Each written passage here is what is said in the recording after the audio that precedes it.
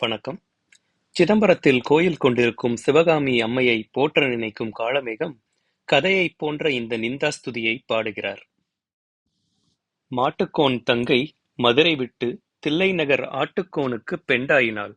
கேட்டிலையோ? குட்டி மரிக்க ஒரு கோட்டானையும் பெற்றாள் கட்டிமணிச் சிற்றிடைச்சி காண். அதாவது, மாடு மேய்க்கும் ஒருவனின் தங்கை மதுரையிலிருந்து சிதம்பரம் சென்று அங்கே ஆடு மேய்க்கும் ஒருவனை மணந்து கொண்டு அவனுக்கு மனைவி ஆயினாள். இந்த செய்தியை நீ கேள்விப்பட்டது இல்லையா?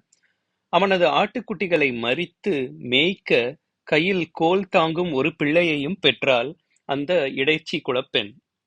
இந்த கதைக்கு உண்மையான அர்த்தம் என்னவென்றால், இங்கே மாடு மேய்க்கும் கோன் என்றது கண்ணனை.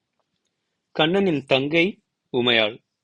மதுரையைச் சேர்ந்த உமை தில்லையில் நடனமாடும் நடராஜர், அதாவது ஆட்டுக்கோன் என்றது நடனமாடும் நடராஜருக்கு மனைவி ஆகினாள்.